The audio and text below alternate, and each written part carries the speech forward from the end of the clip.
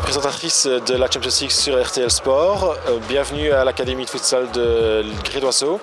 Tu es venue aujourd'hui pour supporter un ami.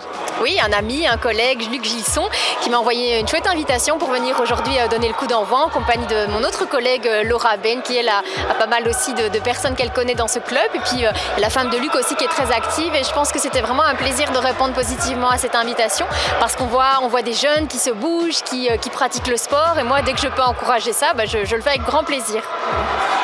L'Académie de futsal met en avant l'éducation, le respect, qui sont des valeurs de vie et pas uniquement des valeurs sportives. Oui, moi je pense que c'est intéressant aussi de voir tout ce que le sport véhicule comme belles valeurs. Et donc on voit ici dans les tribunes qu'il y a des plus jeunes, il y a des plus anciens. Et je pense que c'est ça qui réunit tout le monde aussi. Il y a une belle école de vie. C'était aussi ça le football. Et donc moi j'encourage vraiment tous les jeunes à pratiquer le football parce que je pense qu'on apprend beaucoup. Et c'est vrai que ça peut être mis en parallèle avec la vie professionnelle, la vie familiale, la vie privée. Et on apprend énormément de choses à travers le football. L'école de la vie qui passe aussi par des échanges culturels. L'Académie travaille en collaboration avec d'autres académies étrangères en Italie, en Espagne et à l'île Maurice. Les Mauriciens sont présents aujourd'hui, ils ont passé une semaine chez nous. Ouais.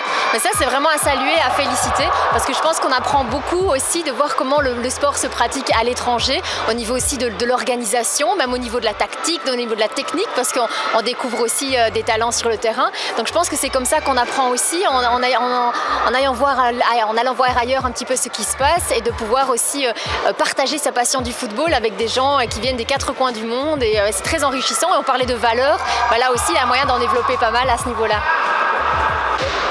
Le football qui est très médiatisé, le futsal qui l'est beaucoup moins, voire pas du tout, par les grandes chaînes. Est-ce qu'il est possible, à ton sens, de mettre en avant ce sport qui est spectaculaire ?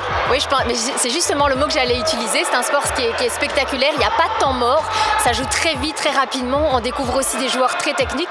Et je pense qu'il y a des joueurs de D1, par exemple en Belgique, qui ont démarré aussi en futsal et qui développent aussi une technique qu'on retrouve après sur le terrain de foot.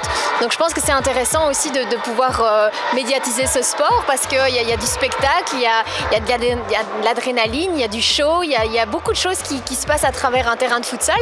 Donc je pense que ce serait vraiment une bonne chose de le médiatiser et pourquoi pas dans le futur. Moi j'ai envie d'encourager ça évidemment. Ouais. Avec Anne Ruet comme présentatrice ?